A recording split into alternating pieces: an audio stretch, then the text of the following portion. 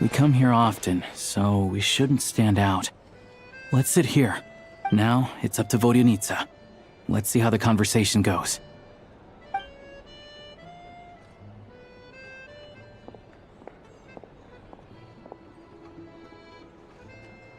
Mr. Mitya! Over here! Over here!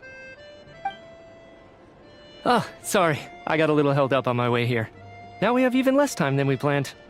Go ahead and order some snacks and drinks. Whatever you like. Let me see. According to my schedule, we still have 25 minutes left. You're really pressed for time today, huh? I was imagining this would be a leisurely chat. If you'd prefer, we can always reschedule for another afternoon when you have more time. No need. Getting to meet the lead singer is a very precious opportunity for me. I'm not about to pass it up. I've already had to decline your invitation several times because our schedules rarely align. If I don't grab this chance while it's here, who knows when the next one will come around? Well, it's very kind of you to make time just for me. I'm not too sure, to be honest. But Snezhnaya's full of weird and wonderful things like that, so people tend not to bat an eye. I'm sure the same will go for the Eye of Grey and Paimon. The reason I invited you out for tea and a chat today was to get some feedback from a true fan of the theater. Well, I genuinely have nothing bad to say. No matter how many times I hear you sing, it never gets old. It always seems fresh and new somehow. Maybe it's because the more times I listen, the more details I notice. Or maybe you simply improve with every performance, delivering it better each time. Thank you! I'm delighted to hear that! Could you give me any specific examples? Oh, yeah. The piece you sang today, for example. Beneath the Frozen River? Hey, what's with you? I'm just praising a good performance. I always used to find that such a bleak and lonely song. But the more you listen, the more you realize that it's not as cold and nihilistic as it appears. When you really dig down into it, there's a certain level where you're surprised by the emergence of hope. Wow, I'm impressed. I didn't expect you to pick up on that. Actually, I only tried out that angle after talking with a composer. Still, Beneath the Frozen River wasn't on today's program. Oh, really? But it's a classic. You sing it every time. Almost every time. Oh, well then. Let me say a few words about that other all-time classic, Flying in the Wind from the Mountain Sparrow. I didn't sing that one today either. My voice wasn't quite up to it, so I switched it out at the last minute. Oh, but... Sorry, Mr. Mitya, but you were at the theater today, yes? Of course I was. Remember? I said hello to all the troupe members before the show started. You, Odette, and the others. So what did Odette sing today? Elegy of the Snow-Winged Goose, of course. Correct. I see. You find my singing boring, don't you? That's why you don't remember a single song. Looks like I'll need to cut a few from the program next time. No, that's not it. I swear. All right. I'll be straight with you. I'm sorry. My mind was wandering as you took the stage today. I enjoy watching your shows because the exquisite performances stimulate the mind. It always sparks some inspiration for my research. So, whenever I get stuck at work, I come to the theater for a change of pace. Odette's dance during the elegy of the Snow-Winged Goose today was simply incredible. It got me wondering what she's been going through recently. That look of sheer defiance in the face of utter tragedy? It was so inspiring. I started scribbling in my notebook right away. Not that I made a ton of progress in the grand scheme of things, but I still think it was productive. By the time I snapped out of it, the entire show had finished.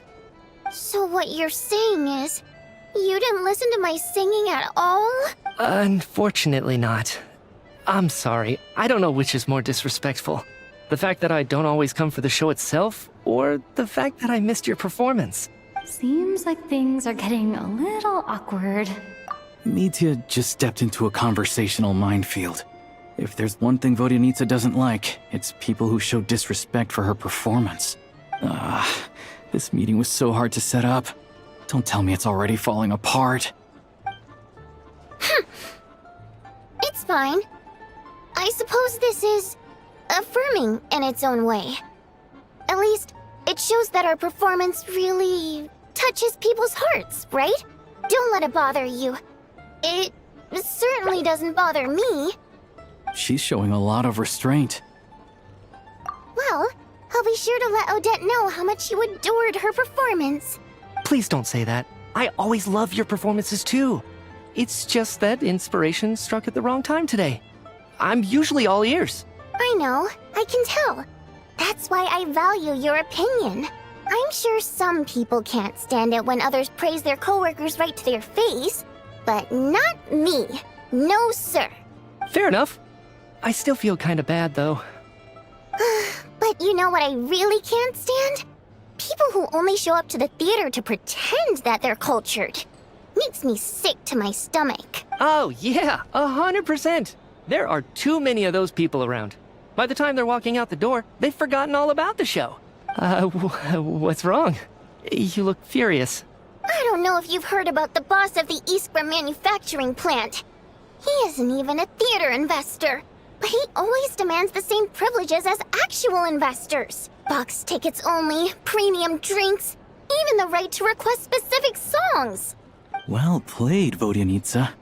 Seems like she's harnessing her rage to steer the conversation back on track. Now that you mention it, I've interacted with that guy before. I gotta say, everyone holds him up as an example of a benevolent businessman, but I don't know. I don't see it. Yeah, he couldn't care less about what's happening on stage.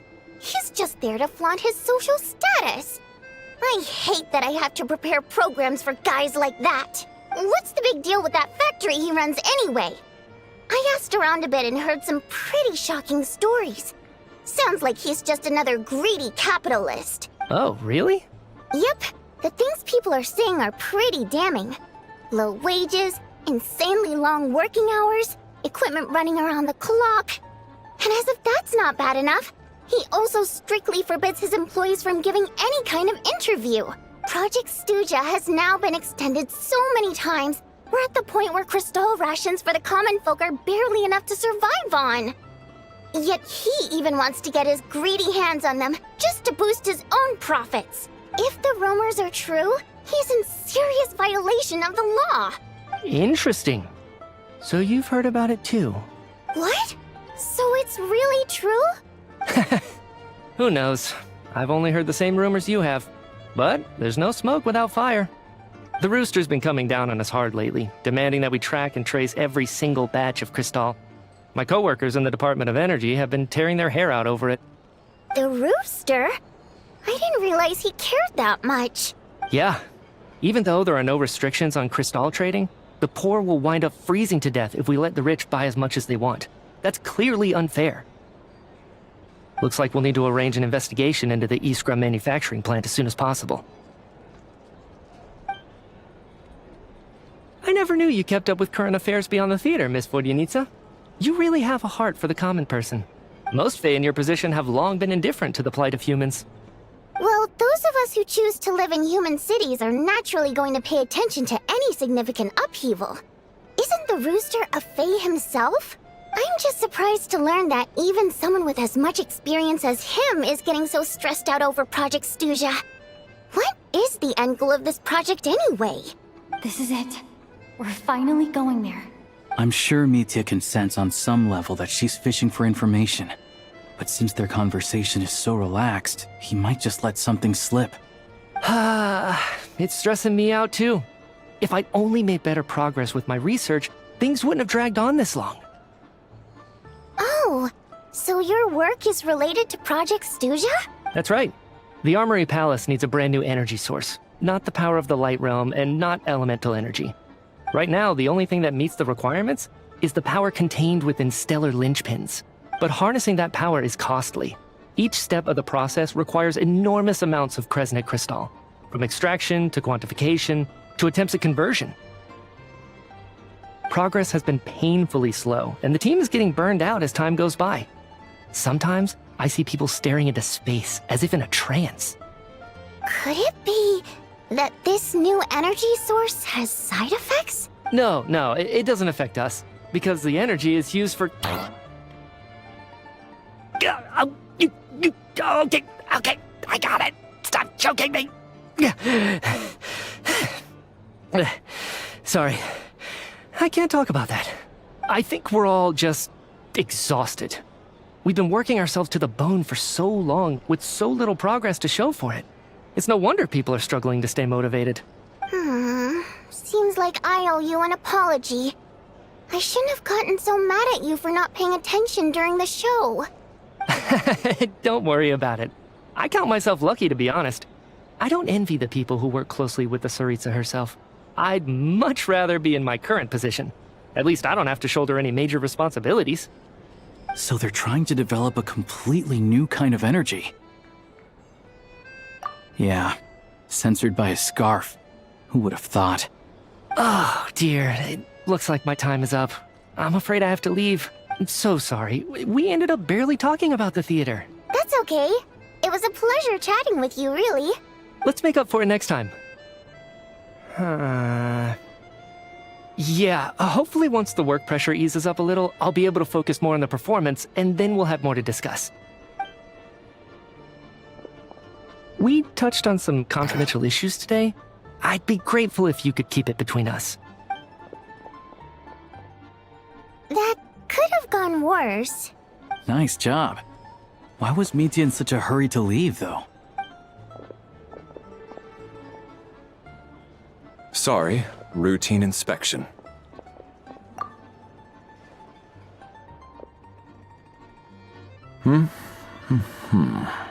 Okay, let's go. So he wasn't rushing to get back to work. He must have calculated that Valeri would find him here in exactly 25 minutes. That's frighteningly accurate. One of the main duties of the Special Assignments Battalion is to ensure that important figures stick to their schedules.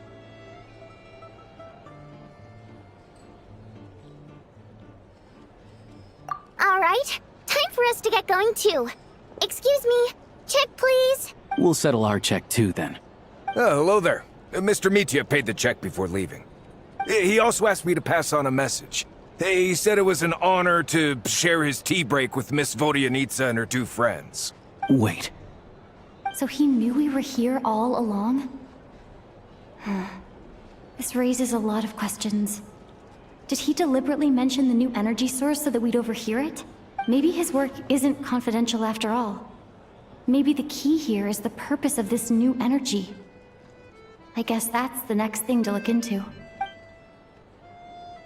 Vodyanitsa and Alosha have both left. Time to head back and call it a day.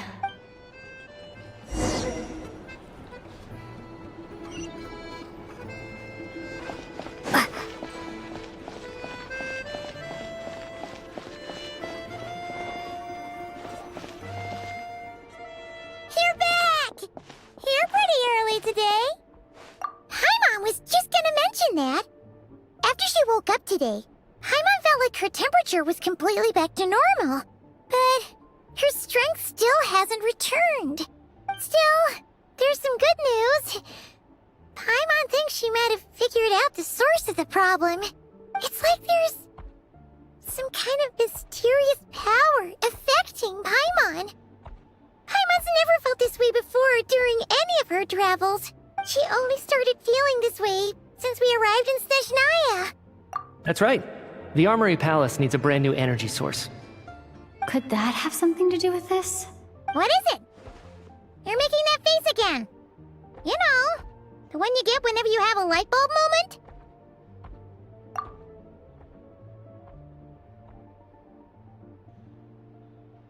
So, they're trying to develop a new energy source here? And you think that might be why Paimon's feeling unwell?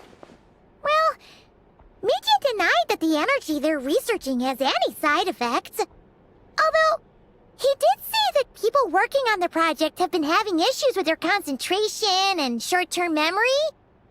And even so, those are completely different symptoms from Paimon's. It's pretty faint, so it's kind of hard to tell. But, if anything, it seems like it's coming from roughly the same direction as the Armory Palace. Sure, Paimon's with you there. But how, though? The robot only has a limited amount of intel. Oh, great point! They argue about Project Stusha every day. If we could sit in on one of their sessions, we might pick up some new leads. Good idea! Oh yeah, while you were out, Paimon tried all the yummiest looking desserts in the Potpourri restaurant. This one seemed right up your alley. So, Paimon saved some for you. Come try it once you finish writing your letter.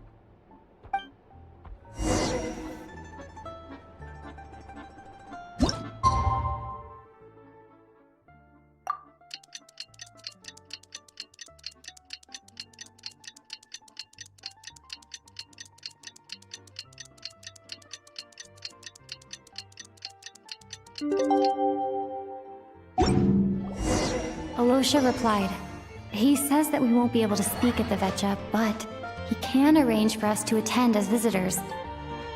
Time to get ready. Then head to the Snezhnograd Vetcha.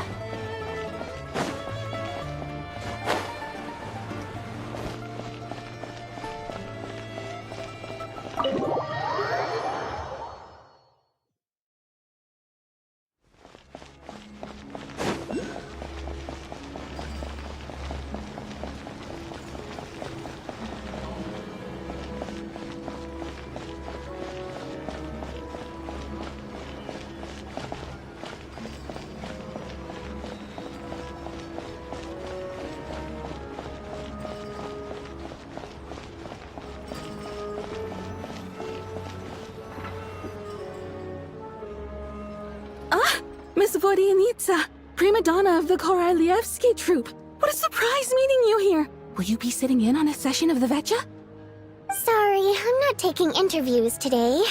Oh good, you're here. The session's about to begin. Let's get inside. Please wait, Miss Vodyanitsa. Could you introduce me to your new friend?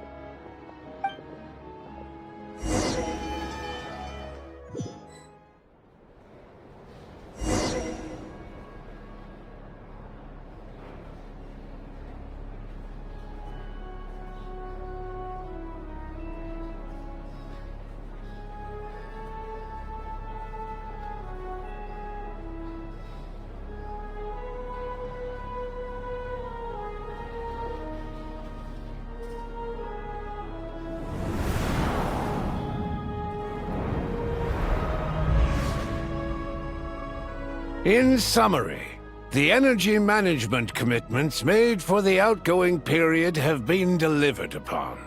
Furthermore, both the production and consumption of Kresnik Crystal show clear signs of stabilizing. The relevant agencies have assessed the present circumstances and determined that the status quo can be sustained until the next period. For detailed statistics, I would refer you to the industry reports that have been distributed to all persons present. It should also be noted that while the recent blizzards have led to a significant increase in people's energy expenses, this is strictly a short-term phenomenon associated with a remotely located monster. Her Majesty the Tsaritsa is giving her full attention to this matter. We should have every confidence that it will be dealt with swiftly and conclusively. A financial report on disaster relief is also present in this report, courtesy of Pantalone.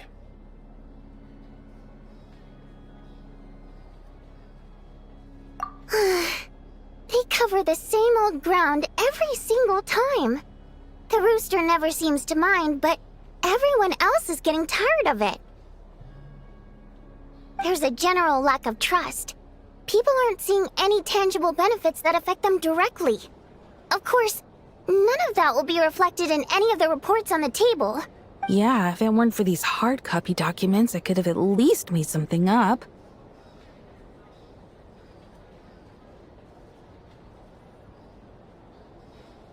Oh, don't mind me. I'm just out here trying to hit my interview quotas. Bring out the Kvass. Ever read it? Best-selling newspaper in town. If I remember correctly, You guys don't even have a sales permit. You have to sell from stalls on the street. Okay then, best-selling street stall newspaper in town. Still counts.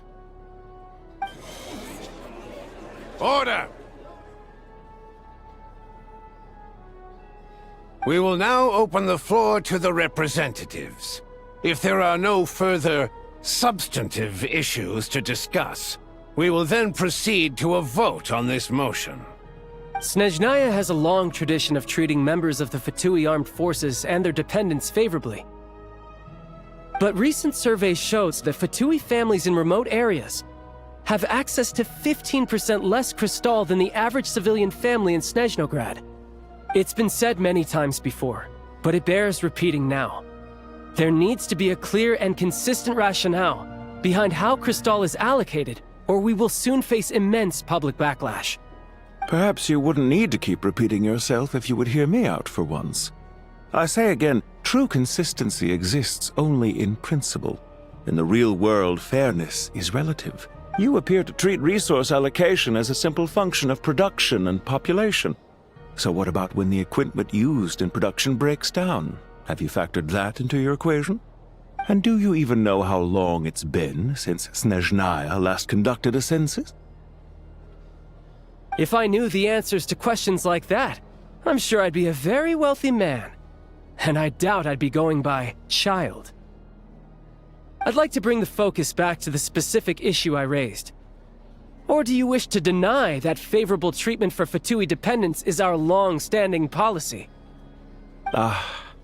It's easy to be a critic when there's no accountability. That seems to be a running theme in the anti-Project Stuja cohort. Defeat the ringleader and all other problems will magically resolve themselves. That's what they seem to think. But in case you aren't aware, not one jot in my report would change whether Project Stuja continues or not. So you have no intention whatsoever of finding a solution to this problem? On the contrary, I'm the only one here who ever brings solutions. Child opened by speaking up for the armed forces. Regrator struck back with style and a war of words ensued. Our reporter was live on the scene to get the audience's reaction as it all unfolded. Who do you support? The people have spoken! Child received raucous applause from the crowd as he pushed Regrator onto his back foot with a relentless barrage of questions. It had to be seen to be believed. Now you see why they don't have a sales permit. However this reporter wants to spin things, I haven't forgotten that Tartaglia was representing the Northland Bank when we first met in Liyue. So, surely their relationship can't always have been this strained. You two are getting off topic. Let's focus on what the data is saying. Mr. Pantalone, may I speak on your behalf? Oh, please do. I'm more than happy to save my breath. Crystal distribution policy undergoes modifications with each new period. The ultimate goal being to find the most reasonable method of allocation, which I believe is what Mr. Tartaglia also seeks. But I fear many may have been misled on this topic by extremist activists. To clarify, Project Stuja is not the root cause of the problem. It is merely a framework for resource distribution. The most recent reports all point to Snezhnaya's resilience and adaptability during this period of fine-tuning, and give clear indications that a distribution framework is improving with each iteration. To make drastic adjustments without first considering the risks would likely do more harm than good. It would be a waste of the hard-won experience we've gained to date.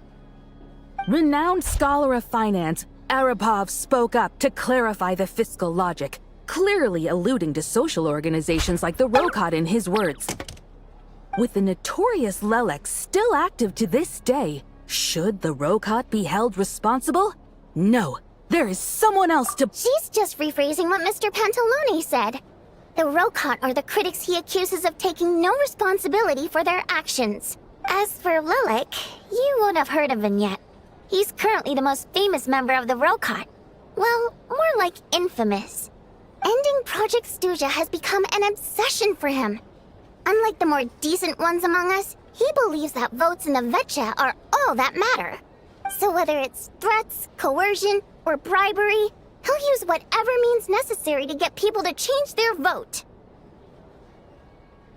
And since we're already on the subject, what do you think of Lelek's methods? Are you for or against?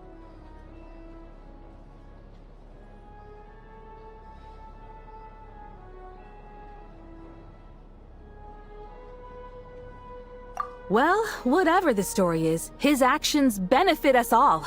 We stand with Lelek. At least someone here wants to take this discussion seriously. I've been considering that issue myself. What you really need is more precise regional data, right?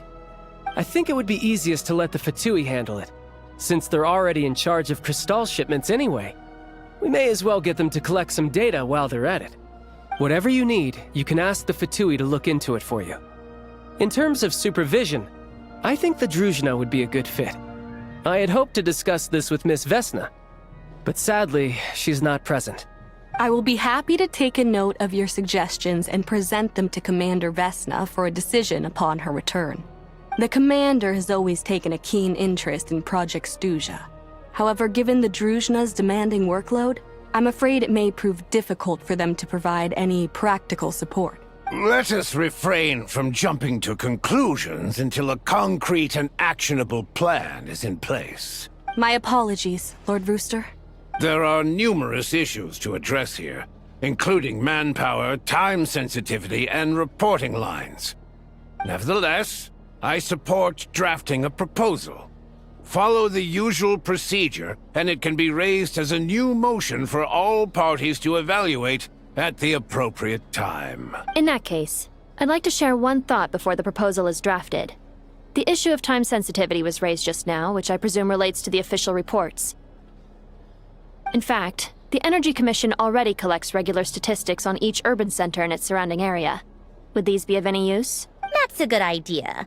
I read every issue of Sviet Lolaidovka's report, and although my focus is mostly on the section about equipment operation, the energy consumption statistics also yield a lot of insights. Be that as it may, does no one see an issue with using local data to determine Crystal quotas? In the long term, it seems like a very risky solution. Not if they are used purely for reference. So long as we have the report from the Northland Bank's headquarters to corroborate it, no one will be able to fool me. Very well then. It appears that this arrangement is acceptable to all parties.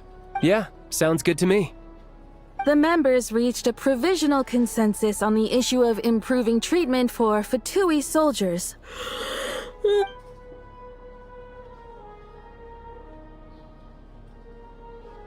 Today, the prima donna of the Korailievsky troupe attended a session of the Snezhnograd Vetcha in the company of a most charming young lady. The question on all our minds is, what is the true nature of their relationship? Write anything like that again, and I'm revoking your permission to interview the troupe. Got it?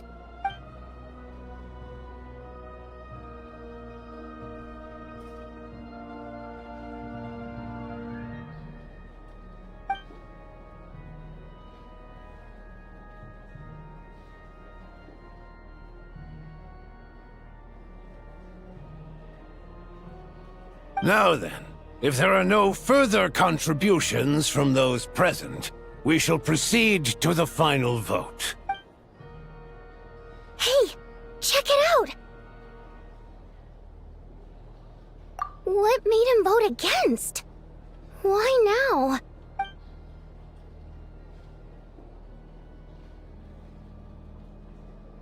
The votes have been tallied. Those in favor of continuing Project Stuja total 61%, securing a clear majority. That was too close. The margin has shrunk yet again. Chuganov was a huge loss. I'll bet Lelek is behind this. I wonder how Pulcinella will respond this time. Chuganov. I see. Lelek strikes again. Yes, go, Lelek. Once Project Stuja is defeated, our unwavering support at Bring Out the Kvass will finally pay off when we make our comeback. I can taste our victory already! In accordance with the result of this vote, Project Stuja will remain in effect until the next Vecha period.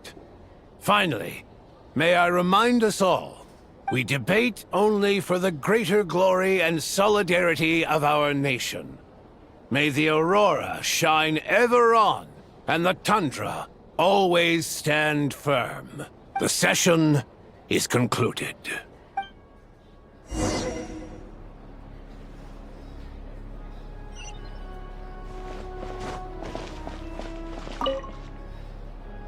I have to say, I really wasn't expecting Chukunov to vote against Project Stuja. Well, in principle, Snezhnaya's business and political elites ought to be the ones least likely to oppose it. As we heard, Project Stuja is basically just a resource distribution framework that requires everyone to cut back during the winter. But even if the policy got cancelled, the Tsaritsa's energy needs wouldn't suddenly go down. The extra demand from the public would have to be filled from somewhere. So logically, the factories would have to take the hit. I got a letter from Mr. Mitya just before today's session. He said he's confirmed that there are issues around overtime and excessive energy consumption at the Iskra manufacturing plant. In a situation like this, once the Rooster receives the report, he'll order the factory to halt production and submit to an investigation before issuing a penalty. But that's a week-long process, and thus didn't make it onto the Vecha agenda this time. I don't think he suspects anything so far.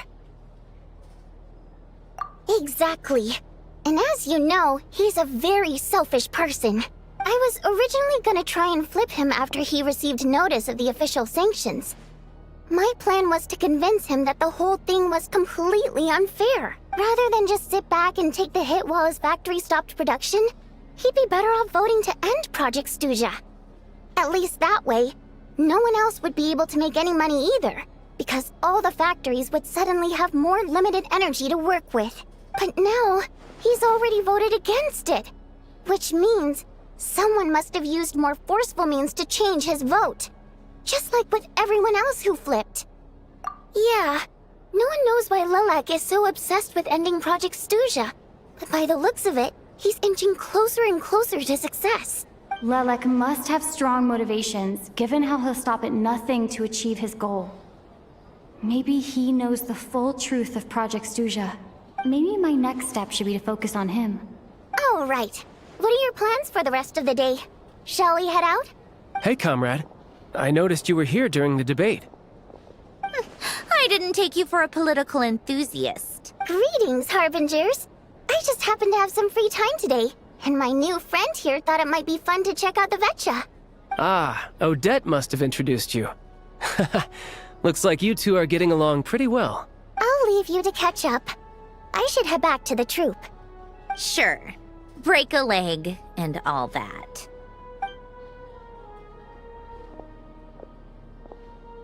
Thought it might be fun to check out the Vecha, did you?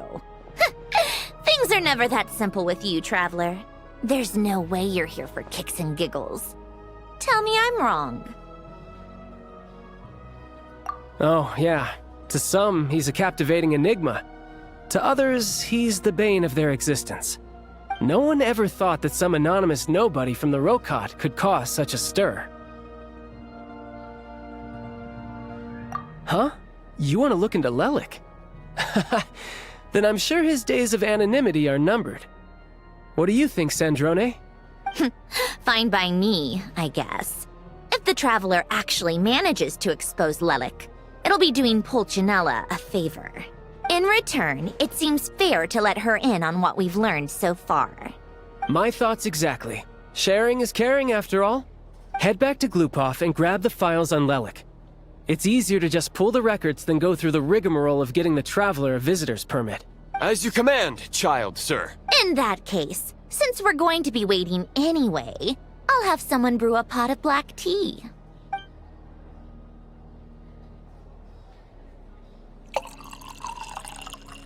One common thread among the many incidents Lelik has been involved in is that the victims are all too scared to share any real information about him. Clearly, he must have threatened them in some way. His modus operandi is to silently infiltrate the scene and leave a threatening letter behind. But neither the letters nor the crime scenes ever yield any clues to his identity. So all these files have to offer are short statements by the people affected. They don't give us a lot to go on. If nothing else, it shows we're dealing with a trained professional who's versed in counter-surveillance. Yes, and to that point, he often strikes in highly secure locations. The victims are high-ranking and influential people who take their personal security very seriously. Somehow, Lelik slips right into their rooms without making a sound. There's never any eyewitnesses, nor the slightest trace of a break-in. If he can get in and out undetected, it means he can strike without warning. Not that that's ever happened so far, but the thought is enough to scare these people sleepless. It's hard to believe that a human being could pull this off flawlessly every time, so they switched the focus of the investigation to Faye. Unfortunately, no one's found anything yet. Careful, don't underestimate me. Although truth be told, I'd probably find it hard not to blow my cover. Direct confrontation is more my style. We haven't ruled out the possibility of Lelik being human. It's just, there can only be a handful of people in all of Teyvat who'd fit the profile. Faye, on the other hand, plenty would have the ability, but few would have the motive. No, not as strong as me. You'll never find the culprit with criteria like that. Let's go with a little weaker than me.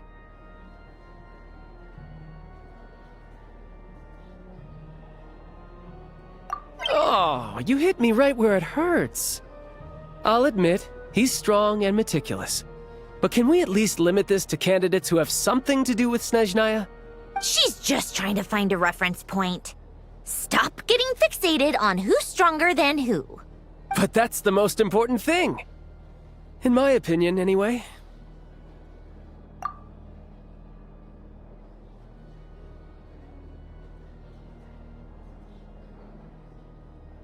Odette? Yeah, that seems about right.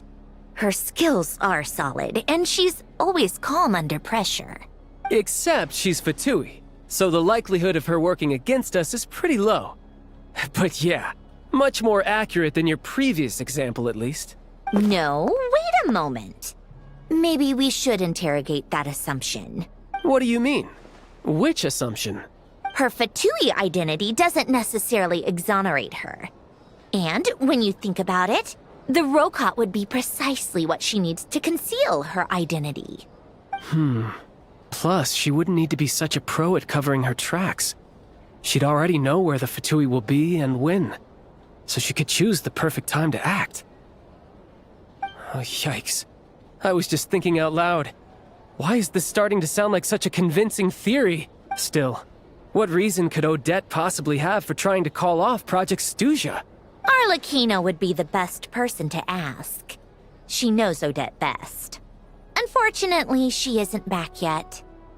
Rosaline used to open up to her in private about her struggles with Odette. As I'm sure you can imagine, Arlecchino is quite a lot better with children than Rosaline was. She gave her some tips on how to handle the situation, and Rosaline managed to reach a settlement with Odette before leaving. So I suppose there were at least no lifelong regrets left behind. Beyond that, I don't know the details about that side of things. But I do know that Odette definitely has a motive to hold a grudge against Project Stuja. The reason being, her father passed away during the early stages of the project. That was back before it had been named Project Stuja, when things were still being worked out. But in essence, it's remained the same ever since. Huh. The more you know. Rosaline was always so self-centered. I never understood why she started paying so much attention to Odette. Is that such a surprise? If you cast your mind back, you may remember that Rosaline and I weren't exactly close. We had tea together a few times, but that was about it. Odette's past is no secret. Her father was a fatus and her mother was a very famous ballerina. On the surface, it looks like she followed right in her parents' footsteps. But the truth is quite a different story. After her father passed away on a mission, her mother was overcome with grief. She broke her leg during a performance and could never dance again. Odette was only interested in ballet at the time, but this tragedy left the family with both breadwinners gone. They could barely make ends meet. Per Capitano's policy, family members of Fatui who died in the line of duty had to be appropriately accommodated and provided with adequate assistance. So, regardless of how Rosaline may have felt about it, it fell to her to resolve the issue of Odette's family's livelihood. In the end, the solution they agreed upon was to have Odette join the Fatui. Right, because the alternative would have been a one-off compensation payment, I guess. In that sense, joining up was definitely the better option. Still, she must have had mixed feelings about it, right? If she doesn't even like the Fatui. It's just a theory. A possibility. But as a motive for Odette to become Lelik, it holds up. That said, I have no idea where Odette's head is at right now, or what her conflict with Rosaline was about. Plenty of people were on bad terms with Rosaline. I have no intention of trying to figure it all out. Yes, but there's not much point in discussing that now. Yeah, back to Lelik. Since our investigations so far have turned up next to nothing, we've got nothing to lose by trying a new angle. Funnily enough, Tonya and I had actually made plans to go to the theater tomorrow to watch Odette's rehearsal. Unfortunately, thanks to this Lelik situation, I'll be stuck working overtime again. Which means you can go in my place. No point wasting the ticket. Plus, you'll get to meet Tonya. Spirit Seeker. Quite the classic ballet. It was passed down through Odette's mother's family for generations, though it hasn't been performed in years. But Odette's been practicing it diligently, and it's finally ready for a return to the stage. Excitement is through the roof. Tickets for the official performance sold out long ago. Tonya's excited for it too. She's desperate to see it no matter what. Personally, it's not really my kind of thing, but since she's my little sister, I had to figure something out. I've actually seen it several times before. The story's pretty straightforward.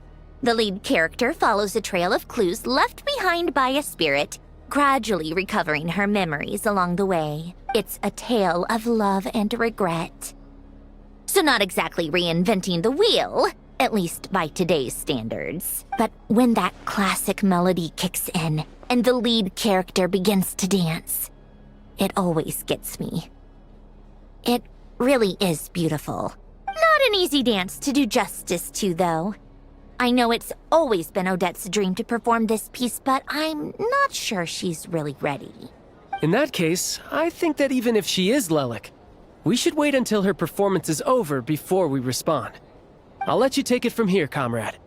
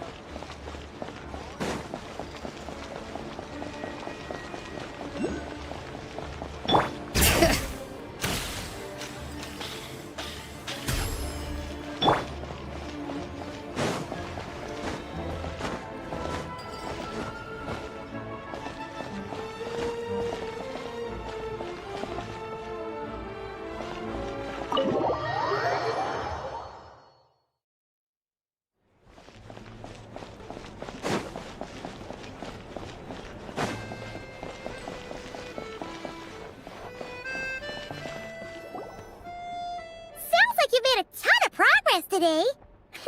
It's good that everything's going so smoothly. Next step is to head back to the theater and get a clear answer from Odette. Either way, Paimon doesn't get the sense that she's a bad person. Sure, she might have done some pretty extreme things, but Paimon bets she has her reasons. Maybe this is going too far, but like, with everything she's managed to do so far, wouldn't it make more sense in theory to be even more, you know, heavy-handed? Why leave a letter when she could, well, we know there are plenty of other ways to keep people in line, right? The point is, she could have gone further, but she didn't. So, if it is her, she's got some principles at least. Yeah! Well, all you can do is follow the facts wherever they lead. No change, really. But that thing Paimon told you about yesterday? Paimon feels like she can sense it more clearly now. Hearing you talk about your day makes Paimon itch for an adventure. If only she could be there with you so we could experience it all together. Yeah, I wish you could be there too. I'm not used to adventuring alone. But don't worry, we'll get to the bottom of this. Guess it's just one of those things. Never mind. Paimon will behave herself and keep resting.